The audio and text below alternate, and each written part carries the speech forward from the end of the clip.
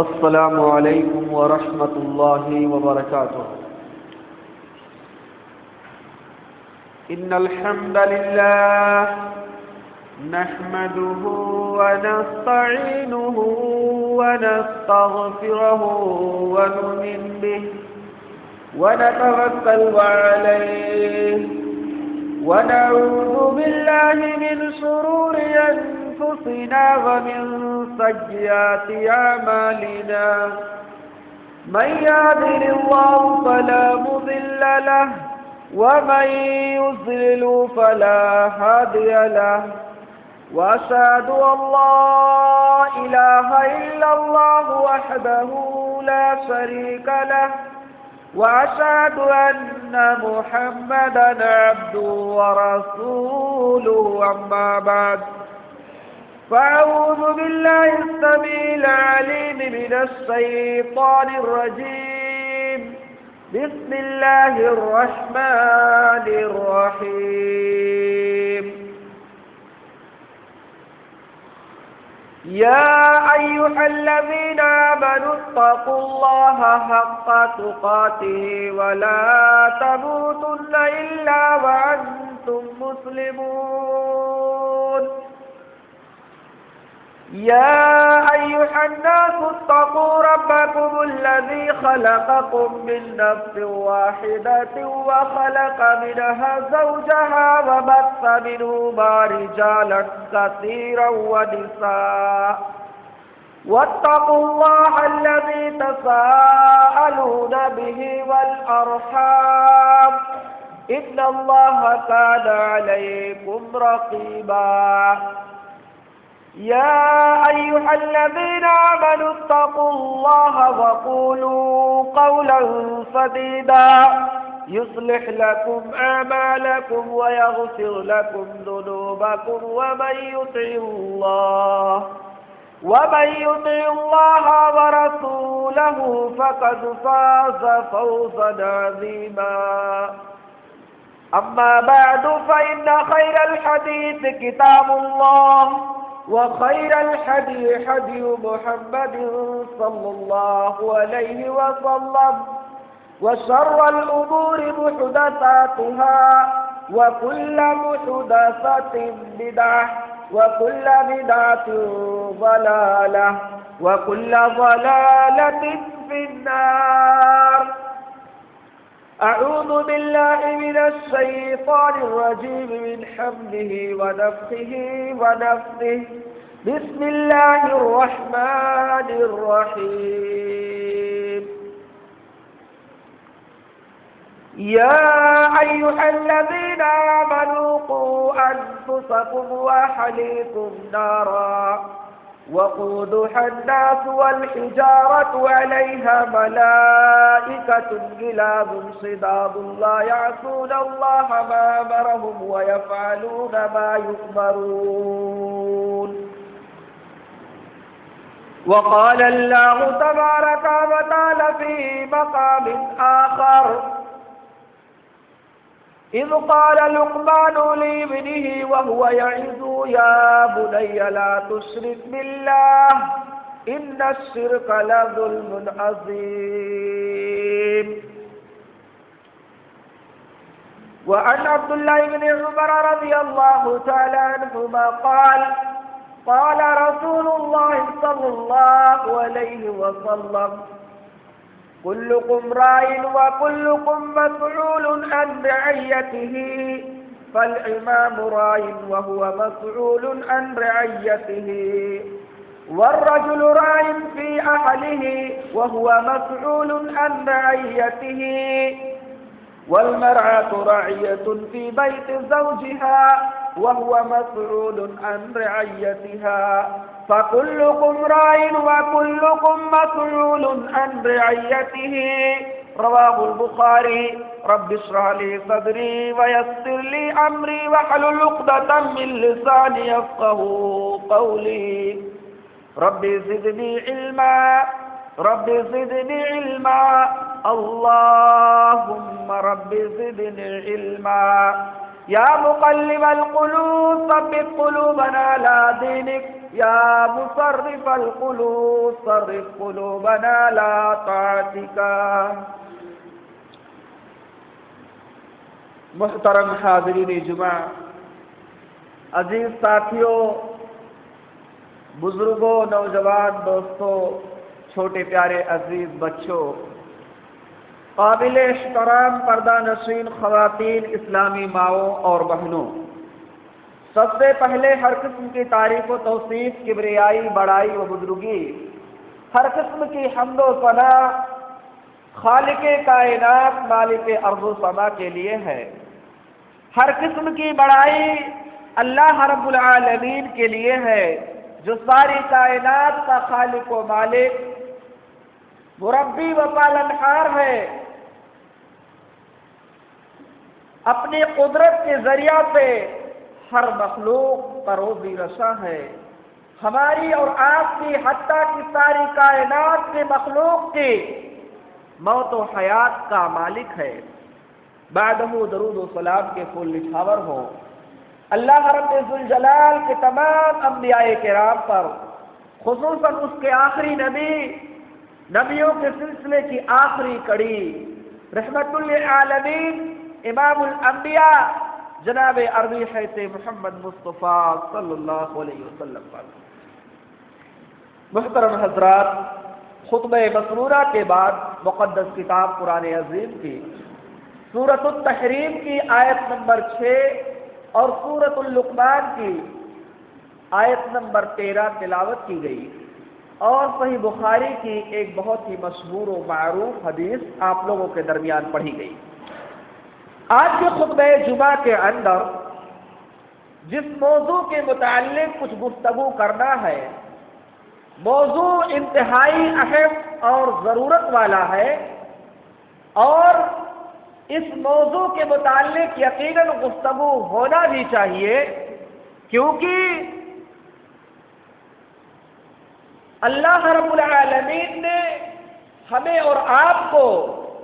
اس دنیا کے اندر بے شمار نعمتیں عطا کی ہیں۔ اگر ان نعمتوں کو آدمی شمار کرنا چاہے تو نہیں کر سکتا ہے۔ انہی تمام نعمتوں میں سے سب سے عظیم نعمت، بہت ہی بڑی نعمت اللہ نے جو انسانوں کو عطا کیا ہے، وہ اولاد کی نعمت ہے۔ جس عظیم نعمت کی کمی کو ہم اور آپ نہیں بلکہ انبیاء نے بھی محسوس کیا ہے، صلحاء نے بھی محسوس کیا ہے، جبکہ اس روئے زمین کے اوپر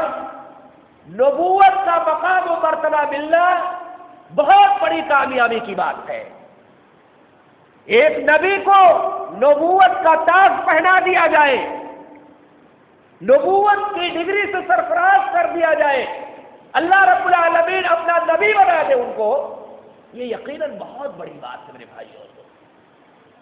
لیکن یہ ایسی نعمت ہے اولاد، جس کے نہ ملنے پہ انبیاء نے بھی اس کی کمی کو محسوس کیا، اور رب ذوالجلال کے سامنے اپنے ہاتھوں کو اٹھا کر کے خصوصی طور پہ اس نعمت کو حاصل کرنے کے لیے اللہ سے دعا کیا۔ اس لیے اس نعمت کی ہمیں اور آپ کو قدر کرنا چاہیے۔ اللہ نے اس نعمت سے ہمیں اور آپ کو نوازا ہے، تو ہمیں اور آپ کی اس کو ذمہ داریوں کو سمجھتے ہوئے اپنی ذمہ داری کو کما حق نبھانے کی کوشش کرنا چاہیے۔ آج کے خطبہ جمعہ کے اندر جس موضوع کے اندر کچھ گفتگو کی جائے گی، وہ موضوع ہے تربیت اولاد۔ اولاد کی تربیت کیسے کیا جائے،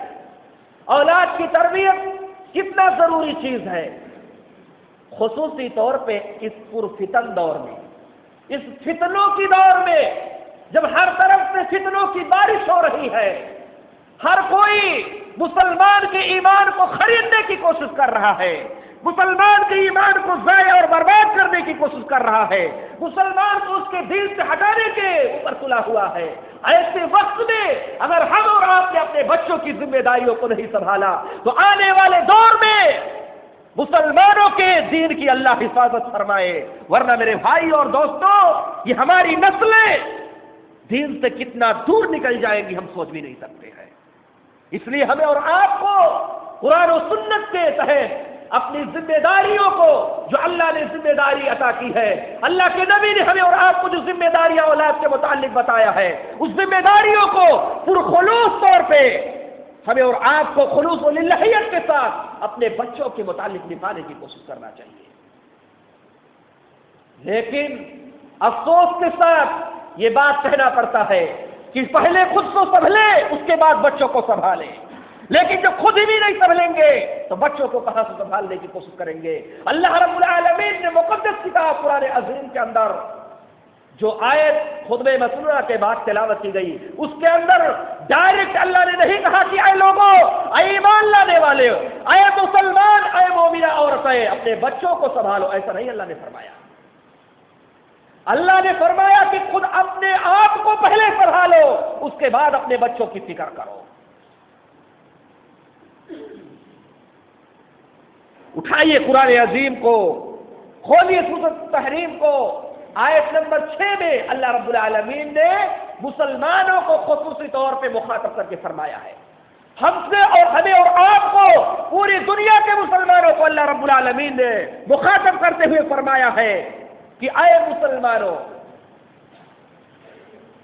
اپنے آپ کو بچا لو، اپنے اولاد کو بچا لو جہنم کی دہکتی ہوئی آگ سے۔ آیت ہے یا ایھا الذین آمنوا قوا انفسکم، اے وہ لوگوں جو ایمان لے کر کے آئے ہو، اپنے آپ کو بچا لو، اپنے نفس کی فکر کر لو، اپنے آپ کی فکر کر لو، اپنے آپ کو بچا لو۔ قوا انفسکم واہلیکم نارا، اور اپنے اولاد کو بھی بچا لو،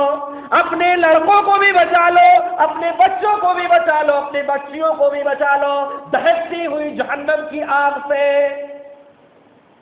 قوا انفسکم واہلیکم نارا وقودھا الناس والحجارہ، جس آگ کے ایندھن انسان اور پتھر ہوں گے، علیہا ملائکۃ غلاظ شداد لا یعصون اللہ ما امرہم، ارے وہ دہکتے ہوئے جہنم کی صفت اللہ نے آگے بتاتے ہوئے بیان فرمایا کہ جس کے ارد گرد مضبوط قسم کے فرشتے اللہ کے حکم سے متعین کیے ہوئے ہیں، اور وہ فرشتے اللہ کے وہ عظیم مخلوق، وہ فرشتے اپنی مرضی سے کوئی کام نہیں کرتے ہیں، وہ وہی کرتے ہیں جو اللہ انہیں حکم دیتا ہے۔ یہ اس آیت کا سادہ سا ترجمہ ہے۔ اس آیت سے چند اہم مسئلے مستنبط ہوتے ہیں۔ سب سے پہلے اللہ نے کہا کہ اپنی فکر کر لو، کیونکہ کل قیامت کے دن جب میدان محشر کا عالم ہوگا تو نہ باپ بیٹے کا ہوگا، نہ بیٹا باپ کا ہوگا، نہ بیوی شوہر کی ہوگی، نہ شوہر بیوی کا ہوگا، کوئی کسی کا نہیں ہوگا، نفسی نفسی کا عالم ہوگا، ہر کوئی اپنے نفس کے بارے میں فکر مند ہوگا اور پریشان ہوگا۔ اسی لیے کسی شاعر نے کیا خوب کہا ہے، یقیناً آئے گا وہ دن کہ جب محشر بپا ہوگا، وہاں نہ باپ بیٹے کا، نہ بیٹا باپ کا ہوگا۔ اس دن کی فکر کرتے ہوئے آدمی کو سب سے پہلے اپنی فکر کرنا چاہیے، اپنے آپ کی، اپنے آخرت کی فکر کرتے ہوئے اپنی تیاری کرنا چاہیے، اپنی سدھار کرنا چاہیے، نفس کی سدھار کرنا چاہیے۔ اس کے بعد میں معاملہ آتا ہے اولاد کی۔ یہ اولاد کوئی معمولی نعمت نہیں ہے میری ماؤں اور بہنوں، میرے عزیز دوستوں، یہ اولاد کوئی معمولی نعمت نہیں ہے، وہ نعمت ہے جس کے بارے میں اللہ رب العالمین نے بیان فرمایا قرآن عظیم کے اندر، انما اموالکم واولادکم فتنہ، یہ نعمت بھی ہے اور فتنہ بھی ہے میرے بھائیوں اور دوستوں۔ یہ آپ کو بگاڑ بھی سکتا ہے، آپ کو بنا بھی سکتا ہے۔ یہ وہ نعمت ہے، یہ پودا ہے جس پودے کی اگر دیکھ بھال آپ نے اچھے سے کیا تو آگے چل کے آپ کو میٹھا پھل دے گا، اور اگر اس درخت کو آپ نے یوں ہی چھوڑ دیا، اس کی پرورش اچھے سے نہیں کیا، اس کی دیکھ ریکھ آپ نے اچھے سے نہیں کیا، اس کو سنوارنے کی کوشش نہیں کیا، تو آگے چل کے یہ وہ درخت ہے جو آپ کو کھٹے اور تیکھے پھل دے گا، یہ وہ درخت ہے، یہ وہ نعمت ہے۔ اگر آپ چاہتے ہیں کہ آپ کے مرنے کے بعد بھی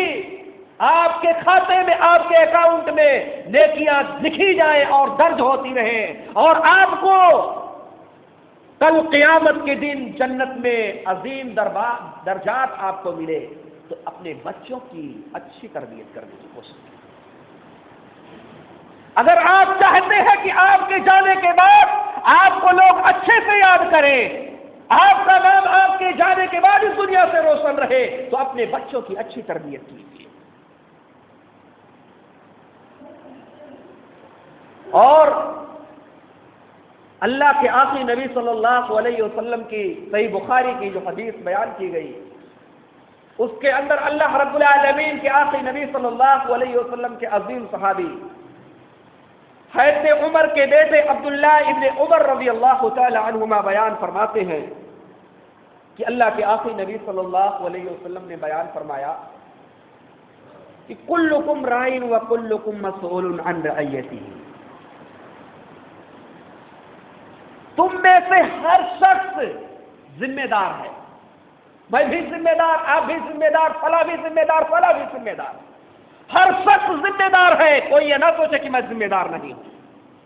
کلکم رائن و کلکم مسئول عن رعیتہ، تم میں سے ہر شخص ذمہ دار ہے، اور کل قیامت کے دن ہر شخص سے اس کی ذمہ داری کے متعلق سوال کیا جائے گا، پوچھا جائے گا۔ فالامام رائن وہو مسئول عن رعیتہ، وقت کا امام جو ہے، وقت کا لیڈر جو ہے، وقت کا رہبر جو ہے، وقت کا رہنما جو ہے، وہ بھی ذمہ دار ہے، کیونکہ ذمہ داری لیا ہے لوگوں کا۔ کل قیامت کی اس کی رعایا کے متعلق سے اس سے پوچھا جائے گا۔ والرجل راع فی اہلہ وہو مسئول عن رعیتہ، ہر آدمی، ہر شخص اپنے گھر والوں کے متعلق ذمہ دار ہے۔ اب گھر کے لوگ جتنے لوگ بھی آ گئے سب کا ذمہ دار ہے، کل قیامت کے دن اس سے اس کے ذمہ داری کے متعلق پوچھا جائے گا۔ آگے اللہ کے آخری نبی صلی اللہ علیہ وسلم نے بیان فرمایا کہ والمرأة رعیة فی بیت زوجها وہو مسئول عن رعیتها، ہماری مائیں اور بہنیں، عورتوں کے متعلق اللہ کے آخری نبی صلی اللہ علیہ وسلم نے بیان فرمایا کہ عورتیں اپنے شوہر کے گھروں کی ذمہ دار ہیں، کل قیامت کے دن اگر اس نے اپنی ذمہ داری میں کمی کیا تو ان کو وہ بھی پوچھا جائے گا اور جواب دینا پڑے گا۔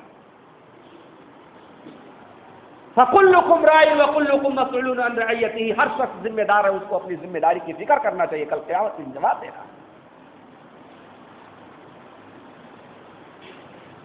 آج کے اس بگڑتے ہوئے دور میں ہمیں اور آپ کو اگر اپنے بچوں کو سدھارنے کی کوشش نہیں کیے اور ان کے اندر توحید کا نسخہ ان کے دلوں میں ڈالنے کی کوشش نہیں کیا تو میرے بھائی اور دوستو،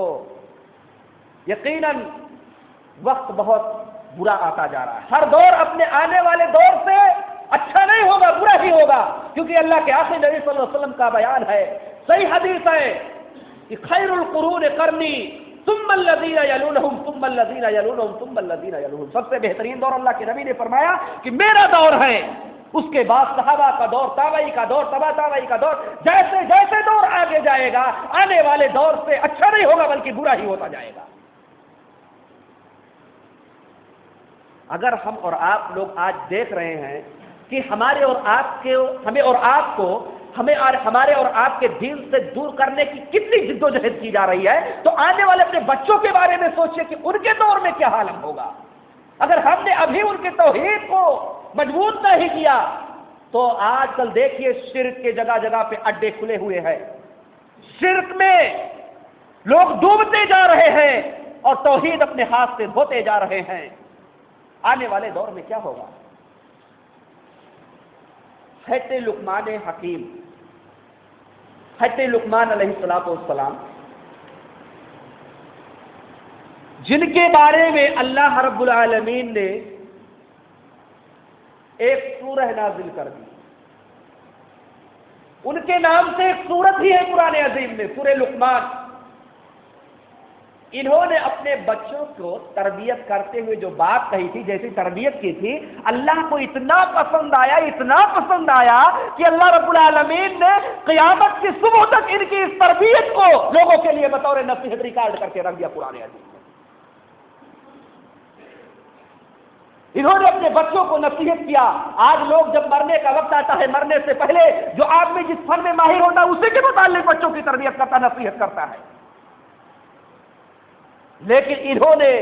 جو تربیت کی اپنے بچوں کی، میرے بھائی اور دوستو، جس کی آیت نمبر 13 میں نے خطبہ مسنہ کے بعد تلاوت کیا، اللہ رب العالمین نے بیان فرمایا، اذ قال لقمان لابنه وهو يعظه يا بني لا تشرك بالله ان الشرك لظلم عظيم۔ یاد کرو حضرت لقمان علیہ السلام کو کہ جنہوں نے اپنے بچے کو نصیحت کرتے ہوئے، اپنے بچوں کو تربیت کرتے ہوئے، اپنے بچوں کی عادت کو سدھارتے ہوئے بیان فرمایا، اور یقیناً وہ بہت بڑی نصیحت ہے۔ وَهُوَ يَعِظُهُ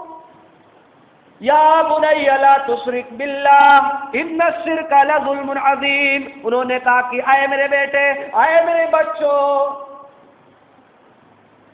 تم شرک سے باز رہنا، کیونکہ شرک اللہ کی نظر میں، اللہ کے نزدیک ایک بہت بڑا گناہ ہے، بہت بڑا گناہ ہے۔ آج ہم لوگ اپنے بچوں کی تربیت کیسے کرتے ہیں؟ جب بچہ بولنے کے لائق ہوتا ہے، جب بچہ بولنے کے دہلیز پہ پہنچتا ہے، بچہ 4 سال 3 سال کی عمر میں پہنچتا ہے، تو لوگ بچوں کو کہتے ہیں اپنے ابا کا نام لو، اپنے امی کا نام لو، اپنے بھائی کا نام لو، پاپا کا نام لو، ڈیڈی کا نام لو، لیکن وہیں پہ بھول جاتے ہیں کہ سب سے پہلے بچوں کو اللہ کا نام سکھانا چاہیے، سب سے پہلے اسلام کی ارکان کا نام سکھانا چاہیے، بچے کو کلمہ سکھانا چاہیے، لیکن لوگ بھول جاتے ہیں کہ بچوں کو کیا سکھانا چاہیے۔ ارے بچہ بولنے کی عمر ہو گیا تو سب سے پہلے اس کو اللہ سکھائیے، اس کو لا الہ الا اللہ محمد الرسول اللہ کہلوانے کی کوشش کیجیے۔ ابا اماں کا تو نام آگے لینا ہی زندگی بھر، لیکن آج جو اس کے سادہ ذہن میں جو آپ نے ڈال دیا، انشاءاللہ مرتے دم تک اس کو یاد رہے گا اس چھوٹے بچے کو۔ لیکن اگر ہم نے الٹی سیدھی باتیں بچوں کے ذہن میں ڈالا تو وہی بات اس کے ذہن میں بھری رہے گی۔ حضرت لقمان علیہ السلام نے بیان فرمایا کہ شرک، دیکھیے شرک کے متعلق جب آپ قرآن و سنت میں ڈالنے کی کوشش اس کے اندر داخل ہوں گے اور دیکھیں گے کہ شرک کتنا عظیم گناہ، کتنا بڑا گناہ ہے، تو میرے بھائی اور دوستوں بہت ہی خطرناک گناہ ہے، اور شرک کو اللہ رب العالمین کبھی معاف نہیں کرے گا الا یہ کہ مرنے سے پہلے آدمی توبہ کر لے۔ اسی شرک کے متعلق ہے توحید اور شرک دونوں میں بہت انتر ہے۔ اگر آدمی توحید پہ مرتے دم تک قائم دائم رہا، دوسری اور نیکیوں میں تھوڑی بڑی کمی رہی، تو اللہ رب العالمین انشاءاللہ اس کو نجات دے گا۔ لیکن اگر شرک کے اندر مبتلا ہو کر کے آدمی کو موت آئی تو وہ اللہ کہتا ہو کتنی ہی عبادتیں لے کر کے آئے، لیکن ساری کی ساری عبادتوں اللہ ٹھکرا دے گا اور شرک کی وجہ سے اس کو جہنم میں ڈھکیل دے گا، اور پھر اس کو کبھی اللہ معاف نہیں کرے گا۔ ایک بڑی روایت کے اندر بات آتی ہے، لمبی روایت ہے، جس کے اندر یہ بات آتی ہے کہ کل قیامت کے دن ایک آدمی آئے گا جس کے اندر گناہوں کے بڑے بڑے دفاتر ہوں گے، بہت بڑے بڑے رجسٹر ہوں گے، اس کے سارے کے سارے رجسٹریں گناہوں میں بھری ہوئی پڑی ہوں گی۔ آدمی دیکھ کر کے بڑا حیران و پریشان ہوگا کہ اللہ آج تو میری خیر نہیں ہے، آج تو میں گرفت میں آ ہی جاؤں گا۔ لیکن اسی حدیث کے اندر آتا ہے کہ بندہ توحید والا ہوگا، کبھی اللہ کے اوپر یقین اس نے ہمیشہ کیا ہوگا، اللہ کو چھوڑ کر کے کسی اور شخص کے اوپر یقین نہیں کیا ہوگا، ہر معاملات میں اللہ ہی کے اوپر اعتماد اور بھروسہ کیا ہوگا، کبھی اس نے اللہ کے ساتھ شرک نہیں کیا ہوگا، نہ تو توحید ربوبیت، نہ تو توحید الوہیت، نہ تو توحید اسماء صفات، کسی میں بھی اس نے شرک نہیں کیا، ہر اس کو کما حق نبھانے کی کوشش کیا، توحید پہ ہمیشہ قائم رہا۔ اس حدیث کے اندر آتا ہے کہ ایک چھوٹا سا ورقہ جس کے اندر توحید لا الہ الا اللہ، جس کا مطلب ہی ہوتا کہ اللہ کے علاوہ کوئی معبود نہیں ہے، کوئی اللہ کے علاوہ کوئی معبود نہیں ہے، پوجنے کے لائق کوئی نہیں ہے، نفع نقصان پہنچانے کے لائق کوئی نہیں ہے، چھوٹا سا ورقہ لکھ کر کے لا کر کے رکھا جائے گا اس کے میدان میں، ایک طرف بڑے بڑے گناہوں سے بھرے ہوئے رجسٹر اور ایک طرف وہ رکھا جائے گا. سوچے گا یار ایک چھوٹا سا ورقہ ہے، یہ کیا؟ اللہ کہے گا کہ کچھ تلاشو اس کے نیکی میں، کچھ ہو اللہ علاوہ کچھ ہے ہی نہیں سوائے ایک کلمہ کے. لا کر کے اس کو رکھا جائے گا. تو میرے بھائی اور دوستوں، اس کے اس توحید والے پرے اس توحید کی وجہ سے جھک جائیں گے. اس لیے حضرت لقمان علیہ السلام نے انہوں نے توحید اور شرک کی اہمیت کو سمجھتے ہوئے اپنے بچوں کو شرک سے متنبہ کیا اور توحید کی اہمیت و فضیلت کو ان کے دلوں میں ڈالنے کی کوشش کیا.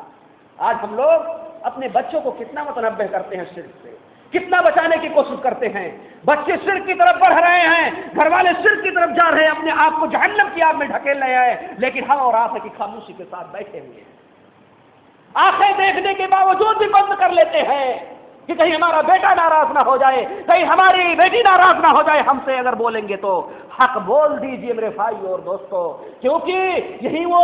عظیم نعمت ہے جو آپ کے مرنے کے بعد اگر جیتے جی اپنی آنکھوں کے سامنے ان کو آج سدھار کر کے آپ گئے ہیں تو کل قیامت کے دن آپ کو اس کا بدلہ بہت بڑا ملنے والا ہے. راوی حدیث ہے ابو ہریرہ رضی اللہ تعالیٰ عنہ، صحیح مسلم کی حدیث ہے کہ اذا مات الانسان انقطع عنه عمله الا من ثلاث، جب انسان مر جاتا ہے تو اس کے سارے اعمال کرنے کے دروازے جو ہیں وہ بند کر دیے جاتے ہیں. اب وہ کچھ نہیں کر سکتا ہے نیکی کا کام، لیکن تین ایسی چیزیں ہیں جس کے نیکیاں اس کو مرنے کے بعد بھی ملتی رہتی ہیں. اس میں سب سے پہلی چیز بتائی گئی صدقۃ جاریہ، صدقہ جاریہ ہے. دوسری چیز اور علم ينتفع به، ایسا علم چھوڑ کر کے جائے جس کا فائدہ لوگ اس کے مرنے کے بعد بھی اٹھاتے رہے، تو اس کا بھی فائدہ مرنے کے بعد اس کو ملنے والا ہے. تیسری چیز جس کے بارے میں موضوع سے اٹیچ کھا رہی ہے بات، وہ ہے او ولد صالح يدعو له، ایسا نیک لڑکا یا لڑکی اپنے مرنے کے بعد چھوڑ کر کے جائے جو مرنے کے بعد بھی اس کے لیے ہاتھ اٹھا کر کے دعا کرے، اس کی مغفرت کے لیے دعا کرے، اس کی جنت میں بلند درجات کے لیے دعا کرے، اپنے والدین کے لیے رب ارحمہما کما ربیانی صغیرہ کا الفاظ اپنی زبان سے ادا کرے، تو مرنے کے بعد بھی اس کو درجے میں بڑھوتری ہوتی ہے. آتا ہے حدیث کے اندر کہ ایک بندے کو جنت میں داخل کر دیا جائے گا، جنت میں داخل ہونے کے بعد بھی اللہ رب العالمین اس کے درجات کو مزید بلند کرے گا. آدمی اللہ سے سوال کرے گا کہ اللہ رب العالمین میرا حساب کتاب تو ہو گیا، مجھے جنت میں داخل کر دیا گیا، لیکن اب یہ جو مزید درجات میرے بڑھ رہے ہیں جنت کے اندر،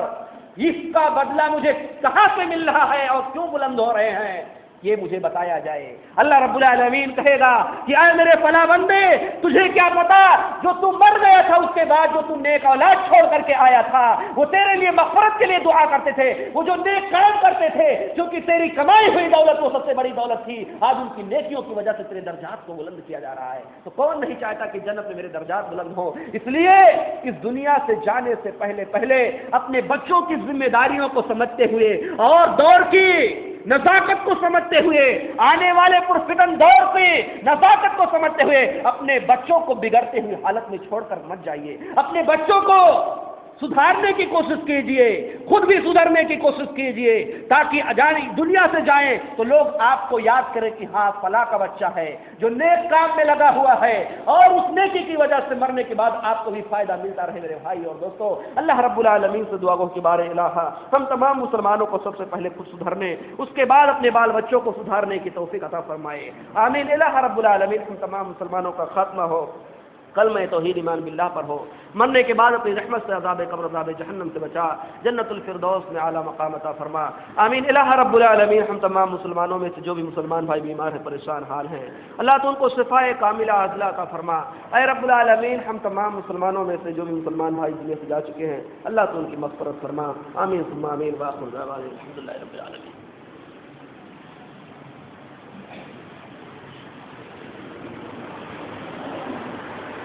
إن الحمد لله نحمده ونستعينه ونستغفره ونؤمن به ونتوكل عليه ونعوذ بالله من شرور أنفسنا ومن سيئات أعمالنا.